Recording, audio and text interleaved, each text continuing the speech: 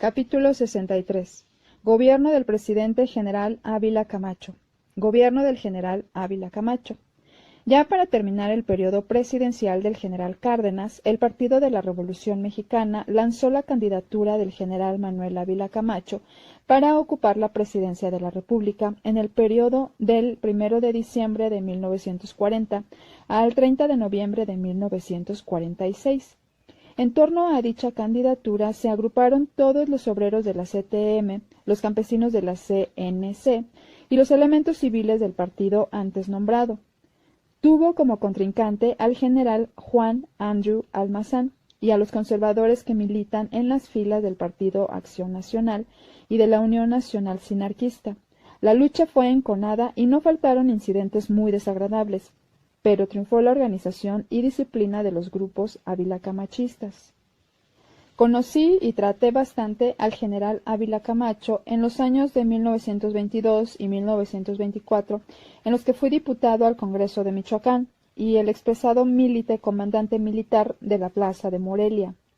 Ambos fuimos, respectivamente, presidente y vicepresidente de la Junta Patriótica en aquellos años, en los que pude darme cuenta de su caballerosidad y excelente don de gentes. Voy a relatar un hecho que lo enaltece. En noviembre de 1923 se ordenó la aprehensión del general Francisco J. Mújica, al tiempo que estallaba en Veracruz y en Guadalajara los movimientos rebeldes en contra del gobierno del general Obregón. Se dispuso que el general Ávila Camacho remitiera a Mújica a México con las debidas seguridades, expresión que casi siempre equivalía a hacerlo desaparecer. Ávila Camacho no se prestó a semejante infamia.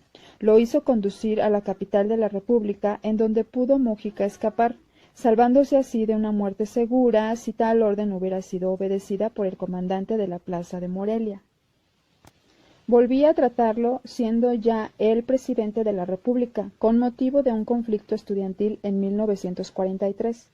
Era yo entonces rector de la Universidad de Michoacán y Ávila Camacho reconoció la legalidad de mis funciones, otorgándome el subsidio federal y negándolo a la facción disidente.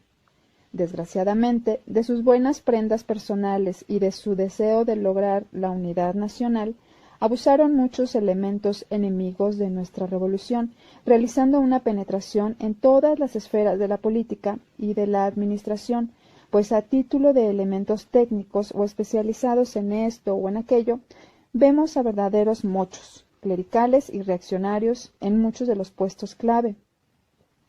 Personajes que alternan con los altos dignatarios de la Iglesia, que tienen oratorios en sus domicilios y que concurren a las fiestas religiosas, ya como en tiempos de Su Alteza Serenísima López de Santa Anna. Han abierto la puerta a clérigos de todos los países, con violación flagrante de nuestra Constitución.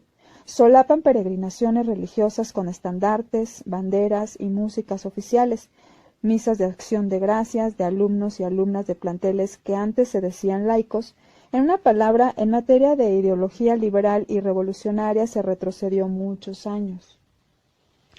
Al iniciar su gobierno Ávila Camacho se encontraba en plena fuerza el nazismo alemán, el fascismo italiano y el falangismo español. Los partidarios de esos gobiernos, aquí en México, hacían alarde de su odio a la revolución y a voz de cuello no solamente expresaban su simpatía a los regímenes totalitarios, sino que deseaban y esperaban que éstos les tendieran la mano para destruir el gobierno mexicano, que con ellos tenía tantas complacencias. Afortunadamente nuestro país tuvo que declararse partidario de los aliados y que contribuir con su grano de arena, como dice el vulgo. Triunfaron los aliados, que de no ser así, hasta el nombre de la República Mexicana hubiera desaparecido y ahora de seguro viviríamos peor que en los tiempos del rey Felipe II. Realizaciones positivas del avilacamachismo. México ha tenido que luchar en contra del propio enemigo dentro de la casa, los reaccionarios, que forman la antipatria, los súbditos del Vaticano, los que no aman ni obedecen las leyes de México, los enemigos de nuestros héroes y patricios. Esta es nuestra tragedia nacional, cargar con el lastre de la mochería, pero no obstante, como antes y como mañana, a pesar de todo, los buenos mexicanos hacen que México progrese. El Seguro Social lo estableció el presidente Ávila Camacho en el año de 1943 para proteger, como lo ordena nuestra Constitución, a los trabajadores en contra del desamparo en que por siglos los habían tenido por patrones voraces. ¿Quién lo creyera? Tan desorientados estaban los obreros por la nefasta labor de los líderes vendidos que se oponían a la implantación del Seguro Social y hasta hicieron una manifestación en su contra. Hoy el Seguro Social lleva realizadas estupendas mejoras que jamás se hubiera soñado siquiera. En octubre de 1943 se creó también la Secretaría de Salubridad y Asistencia, que ha llevado sus beneficios hasta los más apartados pueblos del país, en forma de dispensarios, sanatorios, hospitales y con las campañas contra el paludismo, la lepra, la onchocercosis, la tuberculosis, el mal del pinto, etc. Muchas de esas terribles enfermedades se han podido ya dominar, como habrá de dominarse la parálisis infantil, terrible mal importado de más allá de nuestras fronteras. Campaña contra el analfabetismo. El presidente Ávila Camacho tuvo el acierto de designar al doctor Jaime Torres Bodet, secretario de Educación Pública, y este ilustre funcionario inició la campaña contra el analfabetismo, designando instructores en todo el país que se dedican a esa ardua e importante labor, que no es de un día ni de dos, sino de años, pues el abandono de nuestras humildes clases campesinas y de las ciudades eran ya de siglos y el mal de muchísimos años no se remedia en un instante. La Escuela Normal Superior fue otra de las buenas obras realizadas en el periodo a que nos estamos refiriendo, 1942. Era una verdadera irregularidad estar preparando alumnos de enseñanza superior, maestros y bachilleres, con maestros improvisados, o cuando mucho, con los conocimientos de un profesor de primaria. Se palpaba la urgencia de formar maestros especializados en diversas disciplinas y con los conocimientos necesarios en las ciencias pedagógicas, que son el nervio de toda obra educativa.